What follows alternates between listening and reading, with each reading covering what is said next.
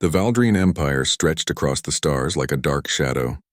For 3,000 years, they had conquered world after world. Their warships filled the space lanes. Their soldiers marched on 1,000 planets. Every species that met them either bowed down or died fighting.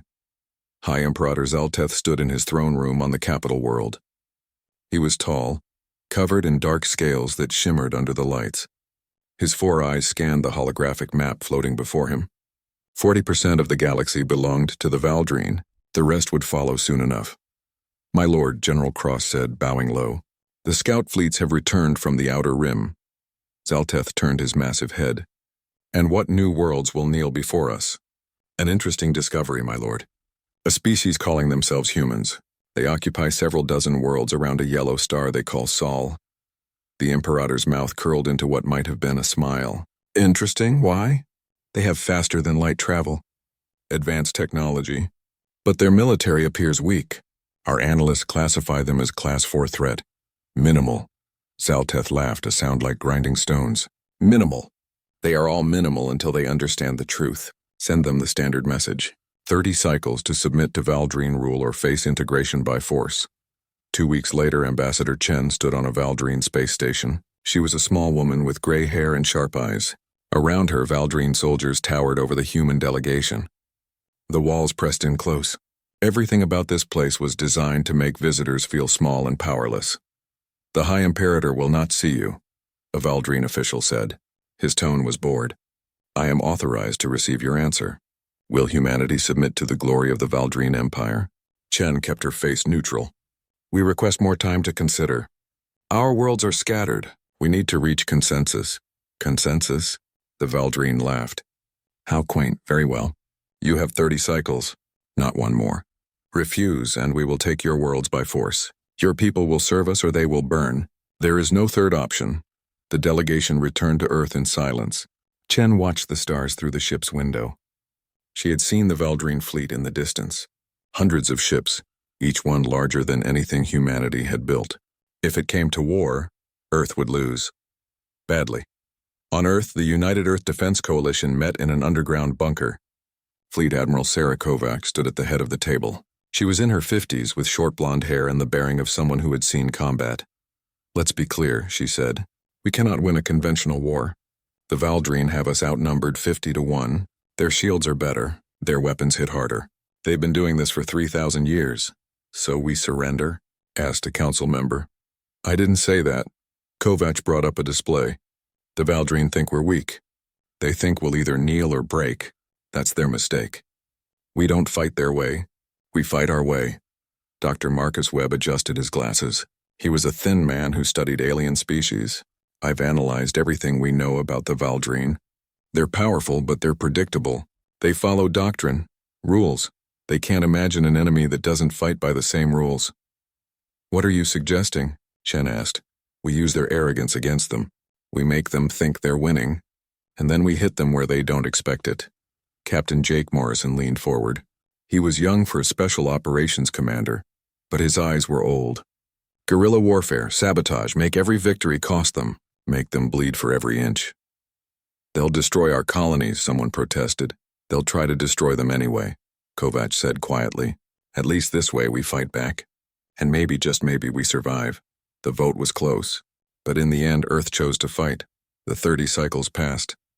Earth sent its answer, no surrender. In his throne room, Zalteth received the message. For a moment he was silent. Then he laughed again. "Foolish creatures. General Cross, take the First Fleet. Make an example of their colony world." "What did they call it?" "New Horizon, my lord." "Yes, New Horizon. Burn it. Show these humans what happens when lesser species refuse the Valdrine." 2 weeks later, 200 Valdrine warships appeared in orbit around New Horizon. It was a beautiful world, green and blue with cities gleaming on the surface. Home to 3 million humans. Commander Rathavor led the fleet. He had done this 100 times before.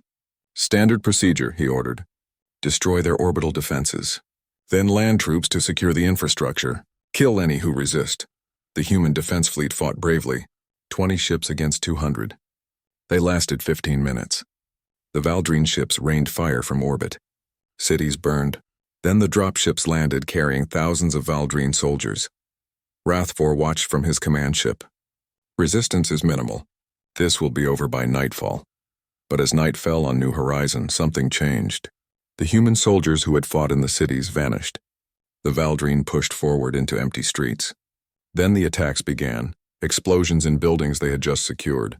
Snipers firing from impossible angles, traps that killed entire squads. The humans weren't fighting like soldiers anymore. They were fighting like ghosts. Report, Rathvor demanded. Sir, we control the cities, but we keep taking casualties. The humans are using guerrilla tactics. They hide among the ruins. They attack and disappear. Then burn the ruins. Root them out. But it didn't help. For every human killed, 2 more appeared. They knew this world. Every street, every building, every tunnel. The Valdrine were strangers here. On the 3rd day, Captain Morrison led his team through the underground tunnels. They had captured a Valdrine soldier. The alien was twice Morrison's size, but the fear in its eyes was real. We're letting you go, Morrison said. Tell your commander this is our world. You're not welcome here. The soldier was released. It ran back to its unit, babbling about human tactics, about the tunnels, about the endless attacks. Rathvor didn't understand. They had superior weapons, superior numbers. How are they losing ground? Then came the worst news. A human strike team had infiltrated his flagship. They wore captured Valdrine armor. They moved through the ship like they owned it. By the time security responded, they had sabotaged the reactor core. Evacuate, Rathvor screamed. The flagship exploded. The blast took 40 nearby ships with it. 80 more were damaged. In one moment, Rathvor lost nearly half his fleet.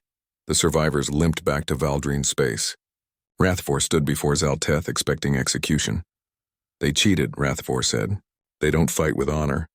They used deception, trickery. They sacrificed their own cities just to trap us. Zalteth stared at him for a long moment. You lost half a fleet to a Class 4 species. My lord, they are not Class 4. We underestimated them. They are dangerous, different from anything we've faced. Silence. Zalteth's voice shook the room. You are weak. The humans simply got lucky. I will show you how to crush them properly. Prepare the 3rd Armada. 600 ships. We will wipe humanity from the galaxy. But as Rathvor left the throne room, he couldn't shake a feeling of dread. The humans had been smiling when they released him. Like they wanted him to come back. Like they were waiting for more Valdrine to arrive. He had spent 3,000 years conquering worlds.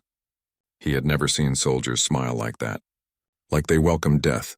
Like they had already accepted the worst and decided to drag their enemies down with them. For the first time in his long life, Rathvor felt something he had never felt before. Fear. And somewhere, far across the stars, Admiral Kovac watched the intelligence reports. New Horizon had been evacuated before the Valdrine arrived. Every civilian had been moved to safety. The defenders were volunteers who knew the risks. The entire colony had been one giant trap. The Valdrine had taken the bait. Phase 1 complete, Kovac said quietly. Now we show them what happens when you threaten Earth. 3 months passed. The 3rd Armada arrived at the edge of human space like a storm made of metal and fire. 600 warships, each one bristling with weapons. At their head was General Cross, the most brutal commander in the Valdrine military. Cross was old, even for his species. Scars covered his scales. He had conquered 40 worlds personally. He did not believe in mercy or honor. He believed in victory. High Imperator's orders are clear, he told his officers. Destroy everything. If a human world resists, burn it from orbit. We will not occupy. We will not negotiate. We will exterminate. The first target was a colony called Prosperity, home to 8 million humans. Cross didn't bother with a landing. His fleet bombarded the planet for 6 hours. Cities turned to ash. Oceans boiled. When the bombardment ended, nothing lived on Prosperity. The message was clear. Submit or die. Across human space, panic spread. 2 more colonies fell in the same way. 15 million dead. The Valdrine weren't trying to conquer anymore. They were trying to kill every human in the galaxy. In the command center on Earth, Admiral Kovac watched the reports come in. Her face was carved from stone. Around her, officers waited for orders. Admiral? Someone asked quietly. What do we do? Kovac was silent for a long moment. Then she spoke. We make them pay for every human life they take. We make them regret ever finding us. She turned to her staff. Send the order. All colonies in Cross's path are to evacuate immediately. Take only what you can carry. Destroy everything else. Leave nothing for them to use. Scorched earth? An officer asked. Scorched space, Kovac corrected. And while they're chasing ghosts, we hit them where it hurts. Captain Morrison stood in the briefing room with his special operations team. Dr. Webb was there too, holding a data pad. We've studied the Valdrine for months now, Webb said. Their armor looks perfect, but it has weak points. Here at the joints. Their biology requires specific temperature ranges, too hot or too cold, and they become sluggish. What about their shields? Morrison asked. Designed to stop energy weapons, lasers, plasma particle beams. But kinetic weapons? Physical projectiles? They barely slow them down. The Valdrine haven't fought an enemy using kinetic weapons in centuries. They forgot to defend against them. Morrison smiled. It wasn't a nice smile. So we hit them with rocks going really, really fast. Essentially, yes, the plan was born. While Cross's armada hunted evacuated colonies, humanity prepared its counterstrike. The Battle of Proxima came 3 weeks later. Cross had cornered what he thought was humanity's main fleet near Proxima Centauri. 100 human ships against his 600. Finally, Cross said, they stand and fight. Destroy them, the battle began. Human ships fired their energy weapons. Valdrine shields absorbed the blast easily. The Valdrine returned fire. Human ships exploded. Within an hour, humanity had lost 30 ships. It looked like a slaughter. They die so easily, Cross muttered. How did Rathivor lose to these weaklings? Then everything changed. The human ships stopped using energy weapons. Instead, they launched missiles. Not fancy missiles with guidance systems and warheads. Simple missiles. Chunks of metal accelerated to a fraction of light speed. Kinetic kill vehicles. The first one hit a Valdrine cruiser. The shield didn't stop it. The kinetic energy punched through the hull like paper. The ship exploded from the inside. Then another hit. And another. And another. Evasive action, Cross screamed. But the missiles were too fast, too many. His ship scattered, trying to dodge.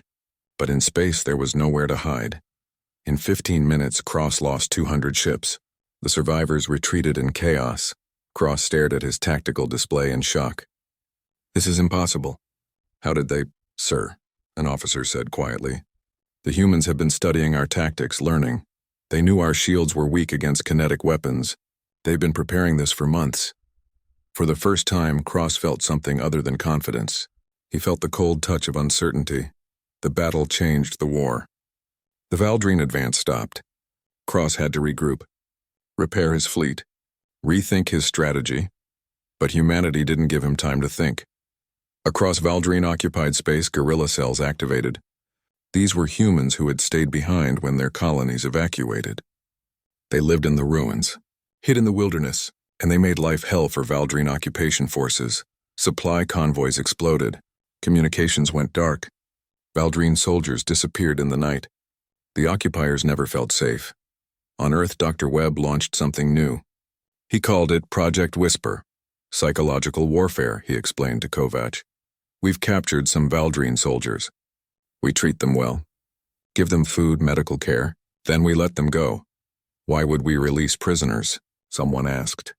Because they go back to their units and tell stories. Stories about how humans treat prisoners with dignity. Stories about humans who fought to the death to protect their families. Stories that make Valdrine soldiers question what they're doing.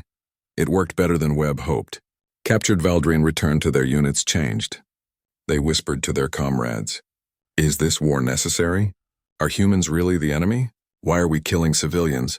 Doubt spread through the Valdrine military like a disease. At the same time, humanity broadcast footage across the galaxy. Images of Valdrine warships burning peaceful colonies. Videos of civilians fleeing. The faces of children who would never grow up. Other species watched. Species that the Valdrine had conquered long ago. They had forgotten that the Valdrine could be beaten. Now they remembered. On 100 worlds, resistance movements began. The Valdrine Empire, so strong for so long, started to crack. Zalteth saw the reports. His empire was fracturing, not from outside threats, but from within. The humans were destroying his carefully built order. This is your fault, he snarled at Cross over the communication link. You told me they were dangerous. You should have crushed them. My lord, with respect, they are unlike any enemy we have faced. They adapt. They learn. They refuse to give up. I need more ships. More time. No. Zalteth's voice was cold. I will come personally. Prepare the core fleet. 1,500 ships, and ready the Eternal Dominion. The Eternal Dominion was Zalteth's personal dreadnought. It was 5 kilometers long. Its weapons could crack a planet's crust. In 3,000 years it had never been defeated in battle.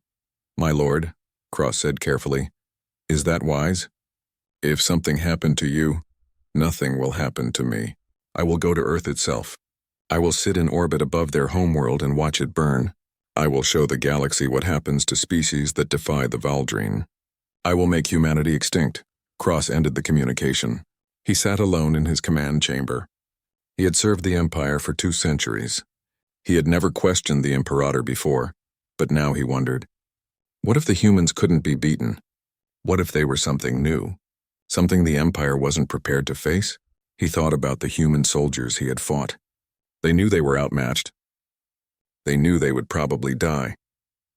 But they fought anyway, not because they were stupid, but because they refused to surrender, refused to kneel, refused to let their enemy win without making them pay a terrible price. The Valdrine had conquered because other species eventually gave up.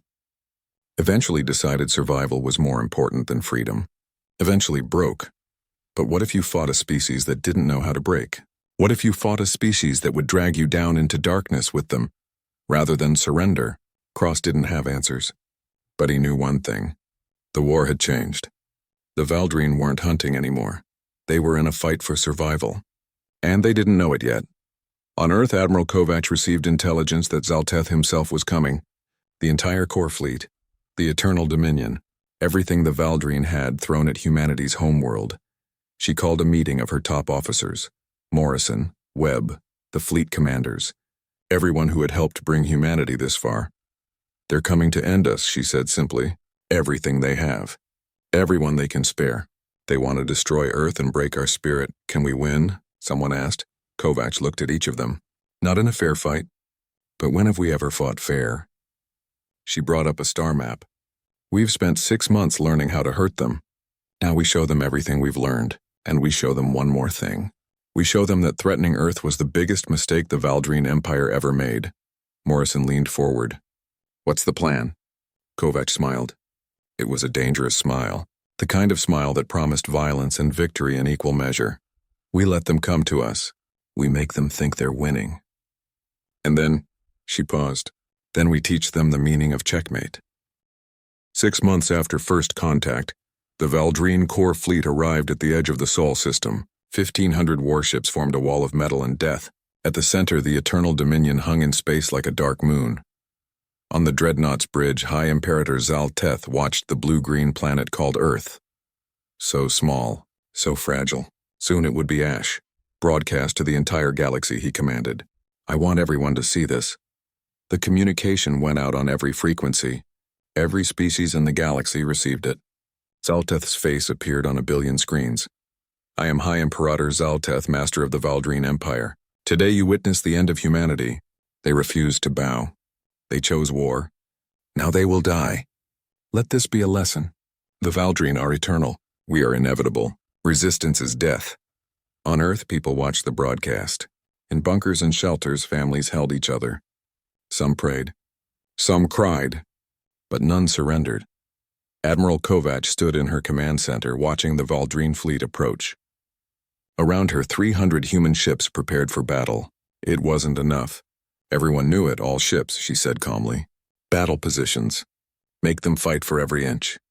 Make them remember us. The Battle of Sol began at dawn over Earth's Pacific Ocean. Valdrine ships poured into the system. Human defenders met them head-on. Energy beams crossed space. Missiles flew. Ships exploded on both sides. But the numbers told the story. For every Valdrine ship destroyed, 3 human ships died. The math was simple and brutal. Humanity was losing. Zalteth watched from his throne. Just as I said. They fight bravely. But bravery means nothing against power. Hours passed. The human fleet fell back toward Earth. Valdrine ships pressed forward. Victory seemed certain. Then the humans showed their new weapons. The first surprise was mines. Not normal mines. These were EMP devices, electromagnetic pulse generators. When Valdrine ships flew past them, they activated. The pulses fried electrical systems. Valdrine shields flickered and died. Without shields, the warships were vulnerable. Human railguns punched through armor. Valdrine ships started dying faster. "What is this?" Zaltith demanded. "Why are our shields failing?" "The humans, my lord. They planted mines throughout the system. We're flying blind into them." The second surprise was worse. From the asteroid belt, thousands of small craft emerged. They weren't manned. They were drones. Autonomous fighters guided by artificial intelligence. The Valdrine had never fought drones before. Their tactics assumed living pilots who valued their lives. Drones didn't care about dying. They rammed into Valdrine ships, exploded against shields, swarmed larger vessels like insects. Valdrine gunners tried to shoot them all down, but there were too many. For every drone destroyed, 2 more appeared. "They're costing us ships," General Cross reported. "We're still winning, but slower than expected." Zalteth's 4 eyes narrowed. "Then move faster. I want Earth burning by nightfall." But the humans had a third surprise, Dr. Webb's surprise. Inside the Valdrine ships, something strange started happening. Soldiers collapsed. They clutched their heads, crying out in pain. Ship systems malfunctioned. Crews became disoriented. "What's wrong with them?" Commanders shouted. The humans had studied Valdrine biology carefully. They learned that Valdrine hearing was sensitive to certain frequencies. So they built weapons that broadcast those exact frequencies. Sonic weapons. Sound that hurt? Hundreds of Valdrine ships lost combat effectiveness. Crews stumbled around, unable to focus. Captains gave contradictory orders. The fleet's coordination broke down. The battle turned into chaos. The Valdrine still had superior numbers, but they were bleeding ships. And worse, they were confused, scared. On the surface of Earth, Captain Morrison led a different kind of mission. His team infiltrated Valdrine supply stations orbiting Mars. The stations fed ammunition and fuel to the fleet. Without them, the Valdrine couldn't sustain the assault. Morrison's commandos moved through the stations like shadows. They planted explosives, overloaded reactors, sabotaged fuel lines. By the time the Valdrine realized what was happening, half their supply network was gone. Above Earth, human civilians joined the fight. Orbital stations that processed minerals and manufactured goods suddenly transformed. Workers jury-rigged defense platforms from industrial equipment. Cargo ships became makeshift fighters. Everyone who could hold a weapon did. The Valdrine had expected to fight soldiers. Instead, they fought an entire species. By the second day of battle, Zalteth's confidence wavered. He had lost 400 ships. The humans had lost 200. The numbers still favored him. But the momentum had shifted, my lord. An advisor said quietly, "Perhaps we should regroup." "Gather reinforcements." "No," Zalteth roared. "We do not retreat. We are Valdrine. We do not run from inferiors." But even as he spoke, another report came in. This one changed everything. Admiral Kovacs had been keeping a secret. While the Valdrine focused on Earth, human engineers had been studying captured Valdrine technology. They reverse-engineered the FTL drives, built new engines, faster engines, and they built a fleet in secret, hidden in the outer system, waiting. Now that fleet activated, 200 ships fresh and fully armed. But they didn't join the battle at Earth. They went somewhere else. They went to the Valdrine homeworld. The message reached Zalteth 3 hours later. Human ships had appeared in Valdrine space. They sat in orbit above the capital world. They broadcast a simple message. "We could destroy your world right now. Our weapons are armed. Your planet is defenseless. But we won't fire, not yet. Call off your attack on Earth, leave our space, or we will do to your homeworld what you tried to do to ours." Zalteth stared at the message in disbelief. Impossible. Humans couldn't have reached the homeworld. They didn't have the technology, the range, the ships, but they did, because they adapted, because they learned, because they refused to fight fair. "They're bluffing," Zalteth said, but his voice shook.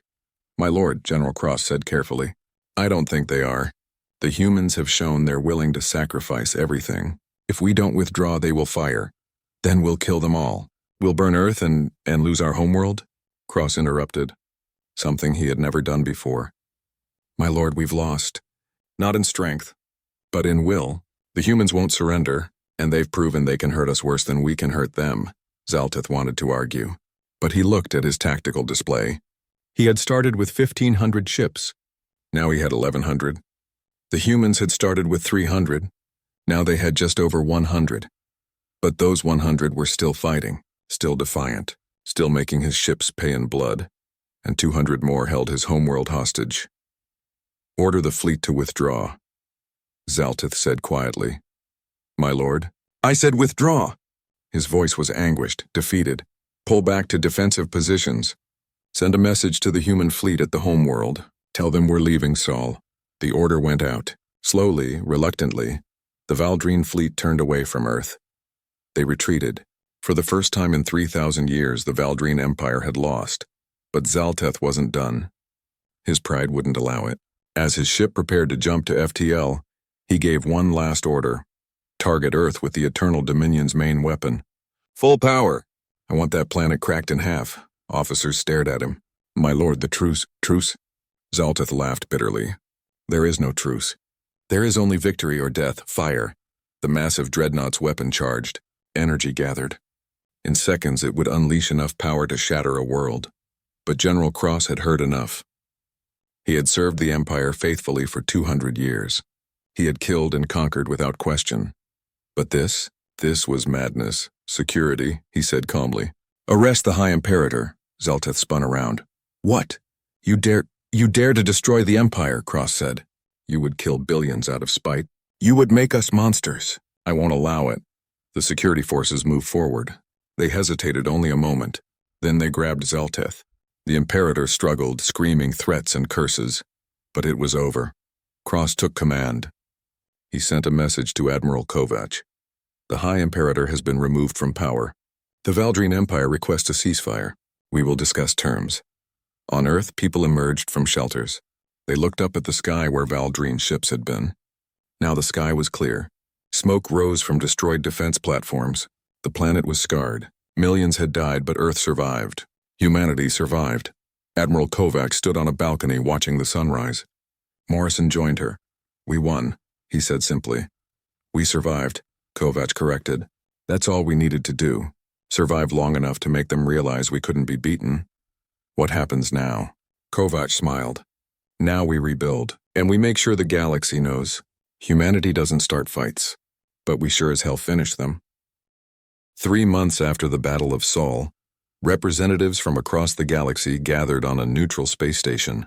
The Galactic Council had finally decided to act. Too late to help, but just in time to negotiate the peace. The station's main chamber was enormous. Delegates from 100 species filled the seats. Some had been watching the human-Valdrine War from the beginning.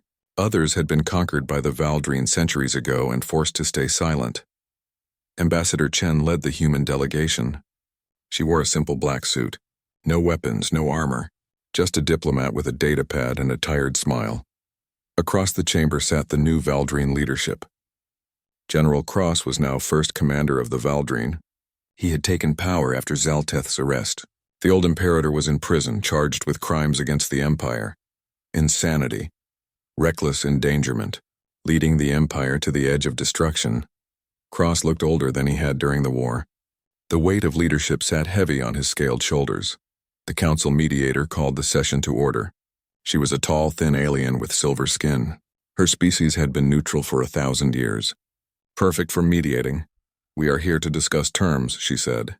"The war between humanity and the Valdrine Empire has ended. But the peace must be formalized."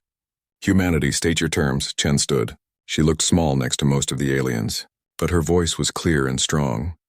"First, all human worlds occupied by the Valdrine must be returned immediately. Second, reparations for the colonies destroyed. Financial compensation and aid for rebuilding. Third, formal recognition of human sovereignty and territorial rights. Fourth, a non-aggression treaty lasting 50 standard years." Murmurs filled the chamber. The terms were harsh but fair. The Valdrine had started the war. They had destroyed peaceful colonies. Now they would pay. Cross stood slowly. "The Valdrine Empire accepts these terms," more murmurs. Surprise this time. The Valdrine had never accepted any terms before. They dictated. They conquered. They didn't negotiate, however. Cross continued. "We have a request. We wish to understand." "Understand what?" Chen asked. "How you did it. How you defeated us." Cross's 4 eyes focused on her. "We had superior numbers. Superior technology in many areas. We had 3,000 years of conquest behind us. But you wouldn't break. Why?" The chamber went silent. Every delegate leaned forward. They all wanted to know the answer. Dr. Webb stood up from the human delegation. "If I may, Ambassador?" Chen nodded. Webb approached the central platform. He looked like what he was, a scientist, not a soldier. Thin glasses, slightly messy hair, but he had studied the Valdrine more carefully than anyone. "You asked why humanity didn't break," Webb said. "The answer is simple. We don't know how." Confusion rippled through the chamber. Webb brought up a holographic display. The Valdrine Empire was built on certainty. You had doctrine, rules, strategies refined over millennia. You knew what worked. You didn't need to adapt because you always won. Images showed Valdrine conquests, world after world falling to the same tactics. But humans evolved differently.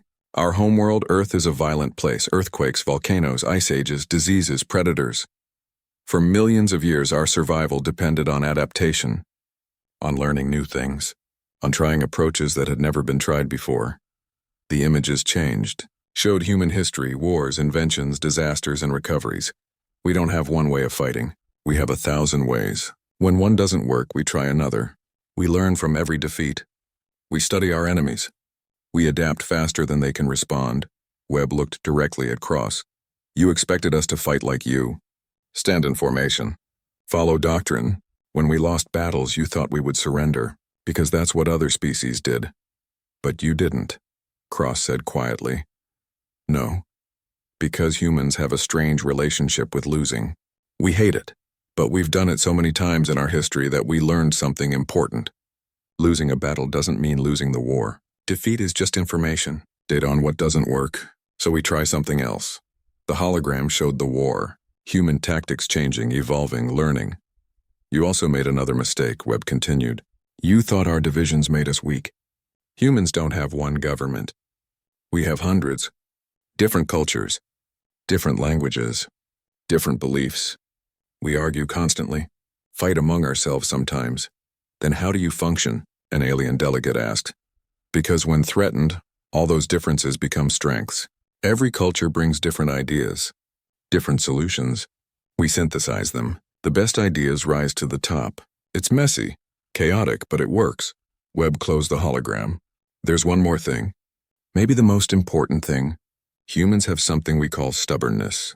When someone tells us we can't do something, we want to prove them wrong. When someone threatens us, we dig in our heels. When someone says we have to surrender or die, we choose option 3. What's option 3?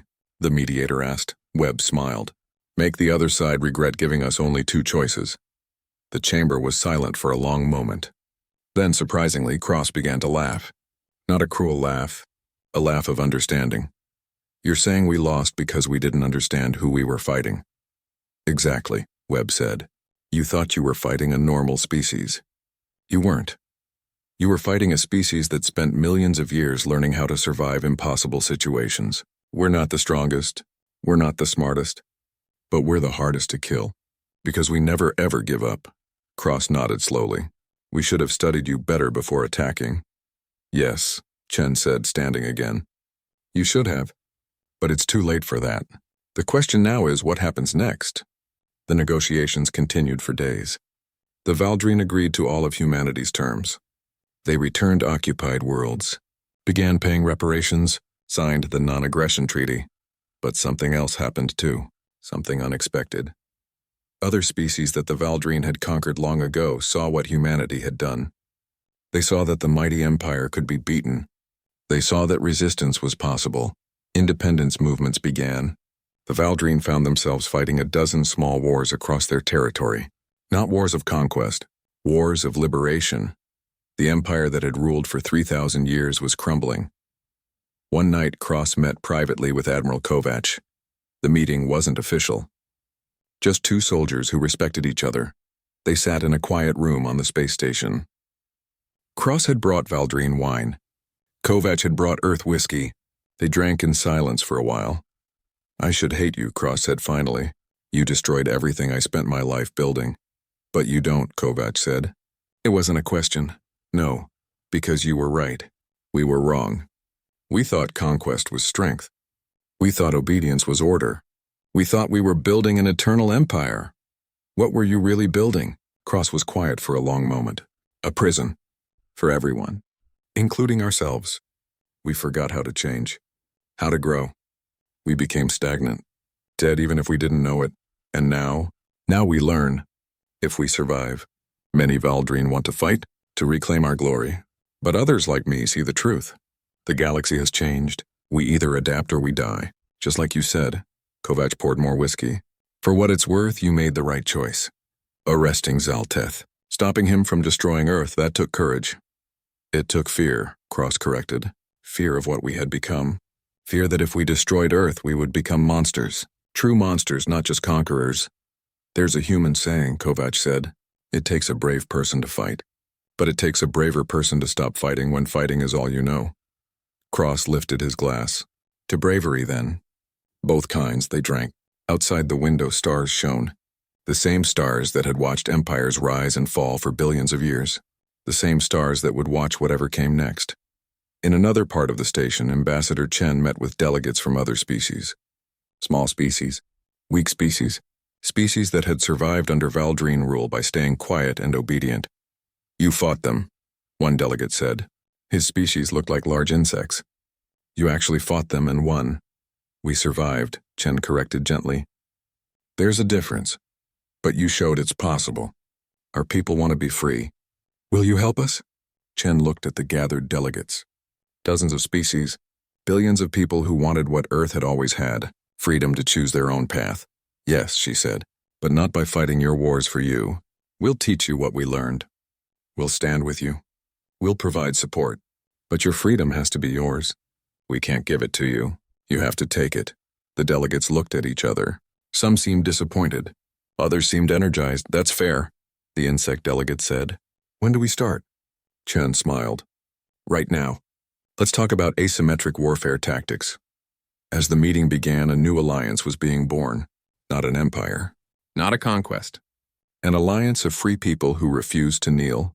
The galaxy was changing. And humanity, the species no one had expected to matter, was at the center of that change. Not through conquest. Through example. 2 years after the war ended, the galaxy looked very different. The Valdrine Empire still existed, but it was smaller. Much smaller.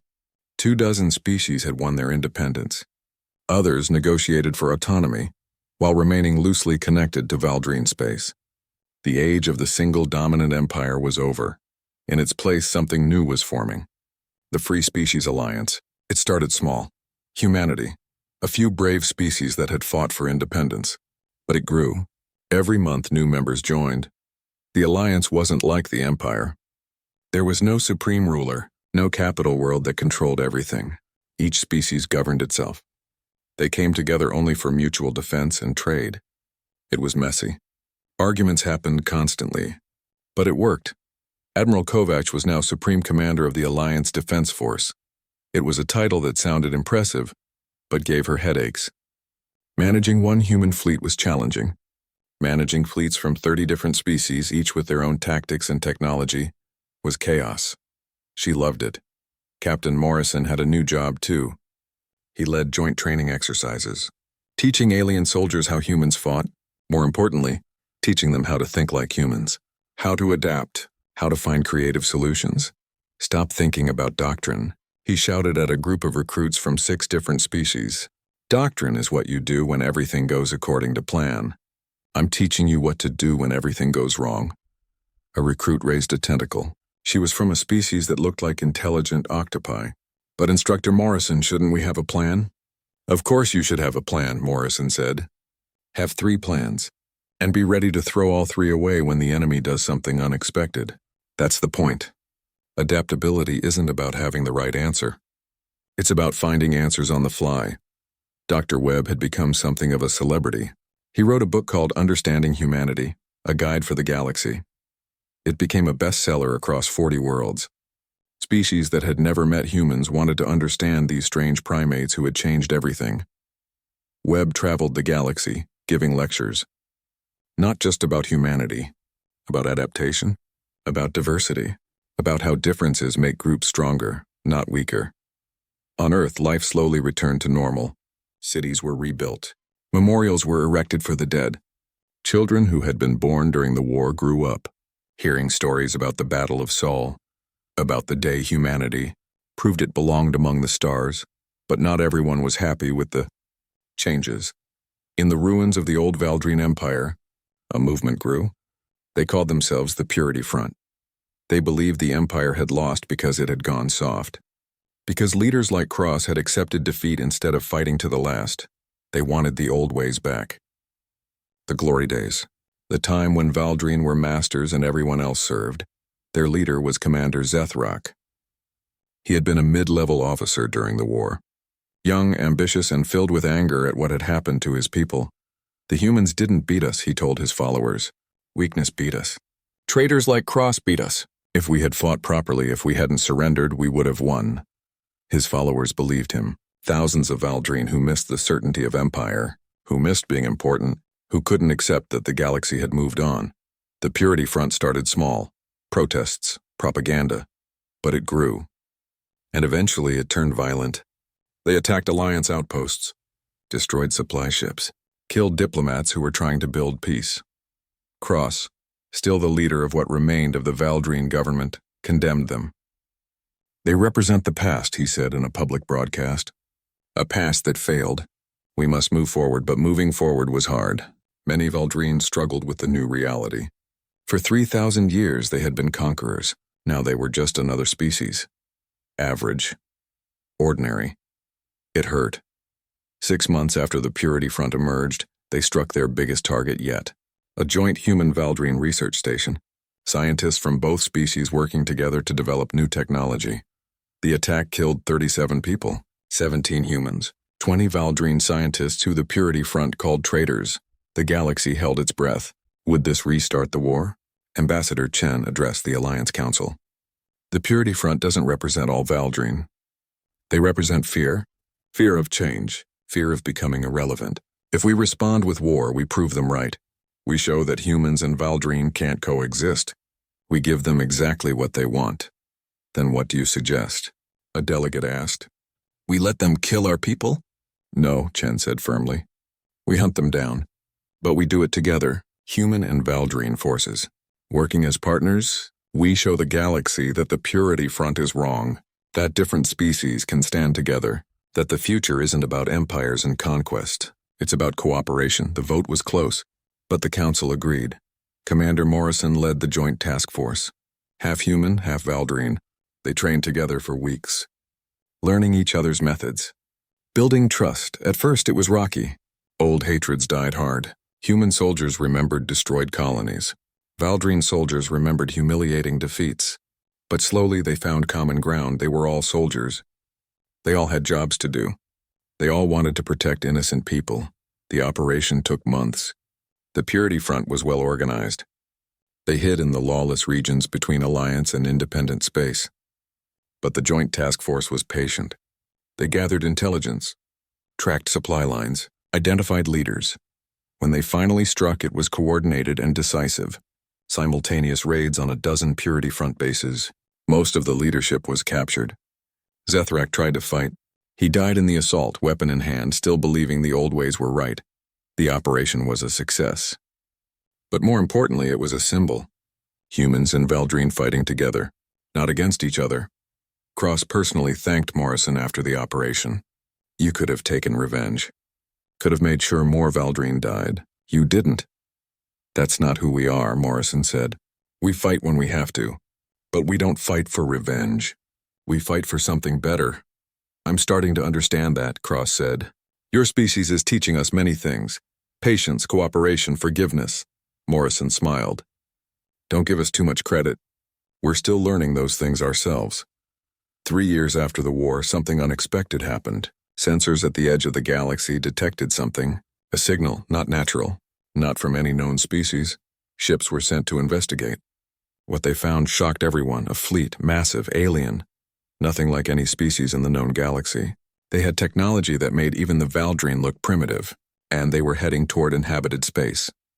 The discovery came to the Alliance Council during an emergency session. Ambassador Chen stood before the gathered delegates. The holographic display showed the unknown fleet. We don't know who they are, she said. We don't know what they want. We don't know if they're peaceful or hostile, but we know one thing. They're coming. Fear rippled through the chamber. Delegates argued. Some wanted to hide. Others wanted to prepare for war. A few suggested surrendering immediately to avoid conflict. Chen listened to it all. Then she raised her hand for silence. 3 years ago, humanity faced the Valdrine Empire. We were outmatched, outgunned. Everyone expected us to lose. But we didn't. Not because we were stronger, but because we refused to face it alone. We adapted. We learned. We survived. She looked around the chamber. Now the galaxy faces something unknown, something potentially more dangerous than anything we've encountered. We can face it divided, with every species scrambling to protect themselves. Or we can face it together. What are you suggesting? The mediator asked. I'm suggesting we do what humanity did. We learn, we prepare, we adapt. But not as separate species, as one. The alliance isn't just a military pact. It's a new way of thinking. A new way of being. Different species, different strengths working together. She paused. The old way was empires. One species dominating all others. That way failed. The new way is cooperation. Every species bringing their unique gifts. Their unique perspectives. Together we're stronger than any of us alone. Even against this, a delegate pointed at the hologram. The unknown fleet. Especially against this, Chen said. Because whatever is coming, whatever they are, they'll expect us to fight like the species they've met before. Divided. Scared. Following old patterns. But we won't. We'll show them something they haven't seen. Unity. Adaptability. The combined strength of 50 different species working as one. She looked directly at Cross, who sat with the Valdrine delegation. General, the last time an unknown fleet entered this region, it was yours. You expected conquest. You found something else. Something that changed your entire civilization. Cross stood. You're right. We expected fear. We found defiance. We expected weakness. We found strength we couldn't break. It changed us. Made us better even if the transition was painful. Then join us, Chen said. Not as subordinates. As equals, as partners. Help us prepare. Share your 3,000 years of military experience. Teach us what you know, and learn from what we know. Together.